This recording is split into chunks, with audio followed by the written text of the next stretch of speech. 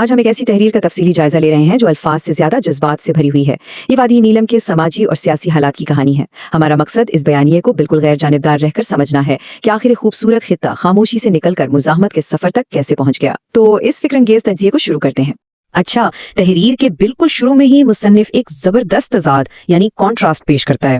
ایک طرف وادی نیلم ہے جسے فطرت کا حسین شاہکار کہا گیا ہے، اور پھر فوراً ہی ہمیں وہاں کے لوگوں کی تلخ روزمرہ حقیقت دکھائی گئی ہے۔ مطلب ذرا سوچیں، دنیا کہاں سے کہاں پہنچ گئی ہے، ترقی کر رہی ہے، لیکن اس جنت جیسی وادی کے باسی آج بھی محض بنیادی بقا کی جنگ لڑ ہیں۔ یہ ایک کلاسک بیانیہ ٹیکنیک ہے جہاں خوبصورت مناظر کے ذریعے انسانی المیہ کو نمایاں کیا جاتا ہے تاکہ ہماری پوری توجہ حاصل کی جا سکے۔ تو اب اہم ترین نقطہ یہ ہے کہ یہ لوگ کن بنیادی چیزوں سے محروم ہیں۔ مصنف نے واضح طور پر ایک لسٹ دی ہے: بجلی، پختہ سڑکیں، ہسپتال، اسکول اور آج کے دور کی سب سے بڑی ضرورت یعنی انٹرنیٹ۔ لیکن یہاں سب سے بڑا دعویٰ محض سہولیات کا نہ ہونا نہیں ہے۔ مصنف کا زور اس بات پر ہے کہ ان لوگوں کو ان کے حقوق سے باقاعدہ جان بوجھ کر محروم رکھا گیا ہے۔ یہ صرف کوئی عام سی شکایت نہیں ہے، بلکہ پورے نظام پر ایک بہت سنگین الزام ہے کہ وہ عوام کو ان کے جائز حقوق دینے سے گریزاں ہیں۔ اور متن کے مطابق یہ محرومی کوئی اتفاق یا حادثہ بالکل نہیں ہے، اسے باقاعدہ ایک سوچا سمجھا نظام قرار دیا گیا ہے۔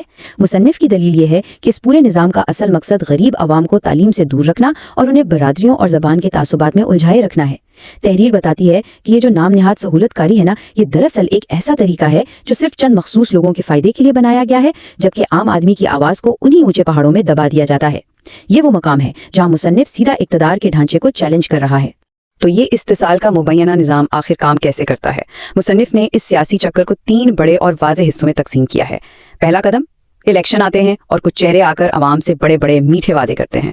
دوسرا قدم، ووٹ لینے کے لیے عین الیکشن کے وقت تھوڑا بہت پیسہ بانٹ دیا جاتا ہے۔ اور تیسرا قدم، جو کہ سب سے تشویشناک ہے، وہ یہ کہ کامیاب ہونے کے بعد یہ سیاستدان مبینہ طور پر پورے 5 سال کے لیے غائب ہو جاتے ہیں، اپنے بینک بیلنس بناتے ہیں، جبکہ سڑکیں اور محرومیاں بالکل ویسی کی ویسی رہتی ہیں۔ تحریر کے مطابق یہ وہ کھیل ہے جو دہائیوں سے نیلم کے عوام کے ساتھ کھیلا جا رہا ہے۔ خیر، یہ داستان صرف مایوسی پر ختم نہیں ہوتی، یہاں سے کہانی ایک نیا موڑ دیتی ہے اور مقامی کارکنان سامنے آتے ہیں۔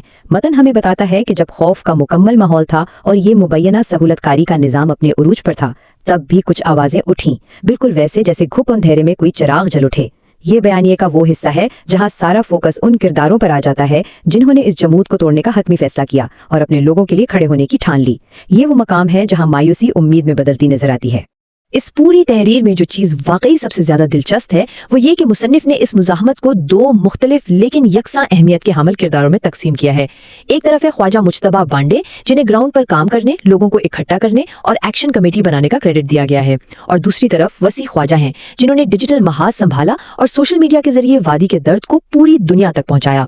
یہ ظاہر کرتا ہے کہ مصنف کے نزدیک کسی بھی کامیاب تحریک کے لیے جتنی ضرورت زمینی جدوجہد کی ہوتی ہے، اتنی ہی آج کے دور میں ڈیجیٹل وکالت کی بھی ہے۔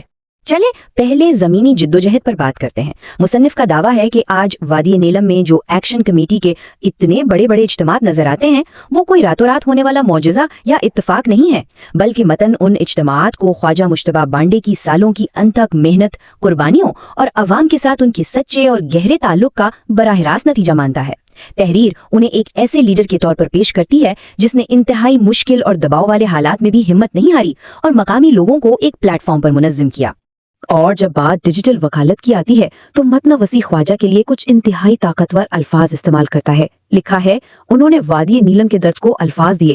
مصنف ان کی بھرپور تعریف کرتے ہوئے بتاتا ہے کہ سوشل میڈیا کے اس شور میں جہاں اکثر لوگ صرف اپنی مشہوری کے لیے لکھتے ہیں، وہاں وسیع خواجہ نے بالکل بے خوف ہو کر ناانصافی کو للکارا۔ تحریر کے مطابق انہوں نے اپنا قلم ان لوگوں کے لیے ہتھیار بنایا جو خود اپنے حق کے لیے بول نہیں سکتے تھے، اور یوں وادی کی اس محرومی کو دنیا کے سامنے لا کھڑا کیا۔ اب ظاہر سی بات ہے، مصنف کے مطابق یہ مزاحمت اتنی آسانی سے یا بغیر مخالفت کے تو نہیں ہو سکتی تھی۔ ان کارکنان کو خاموش کروانے کے لیے مبینہ طور پر کئی ہتھ کنڈے آزمائے گئے۔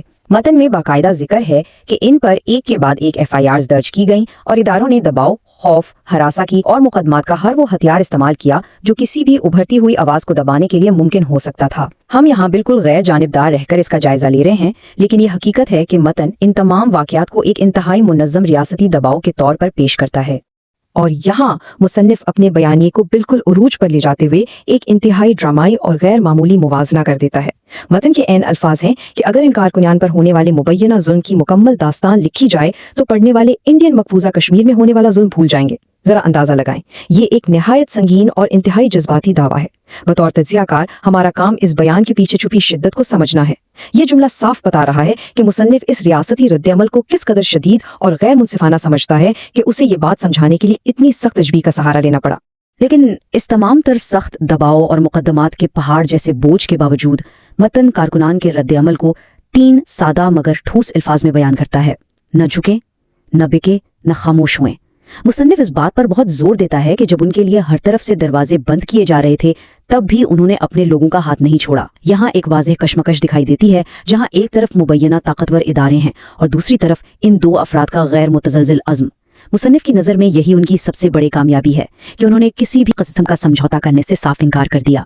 इन किरदारों को एक हकीकी हीरो का दर्जा देने के लिए मतन बहुत ही खूबसूरत और जज्बाती जुबान का इस्तेमाल करता है। तहरीर कहती है, सच्चे लोग ऐसे ही होते हैं, आंधियों में भी चिराग की तरह जलते रहते हैं। यकीन माने ये महज कोई आम सा शायराना ख्याल नहीं है, बल्कि ये उन कारकुनान की जिद्दोजहद को लफ्जी मानों में रोशनी और तारीकी की जंग बनाकर पेश करता है। मुसन्निफ इस तशबीह के जरिए सीधा कारी के दिल पर दस्तक देता है और ये बावर करवाता है कि इन लोगों का खुलूस ही दरअसल वो रोशनी है जिसने आखिरकार वादी के अवाम को जगा दिया। जैसे ही ये तहरीर अपने इख्तिताम की तरफ बढ़ती है, मुसन्निफ एक इंतहाई बराह रास्त और वाज़ेह अपील करता है। वो अवाम पर जोर देता है कि इस पुराने फरसूदा सियासी निज़ाम को बस अब हमेशा के लिए मुस्तरद कर दे। मुतन का सीधा सा मुतालबा है कि वो सियासतदान जिन्होंने दहाइयों तक सिर्फ अवाम की महरूमियों को अपनी सियासत चमकाने के लिए इस्तेमाल किया, अब उनका साथ छोड़ दिया जाए। इसके बजाय मुसन्निफ अपील करता है कि अवाम उन मुखलिस आवाज़ों का साथ दें जिन्होंने बगैर किसी जाती लालच के दबाव बर्दाश्त किया और अवाम की खातिर ये मुकदमात झेलें। ये इस पूरे बयानिए का हतमी नतीजा और निचोड़ है।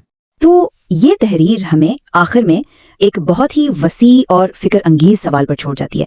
वादी नीलम की ये कहानी बज़ाहिर एक मखसूस इलाके की दास्तान लगती है, लेकिन ये हम सबको सोचने पर मजबूर करती है कि आखिर दूर दराज इलाकों की ये छोटी छोटी निचली सतह की तहरीकें कैसे आगे चलकर बड़े सियासी मंजरनामों को पूरी तरह बदल कर रख देती हैं।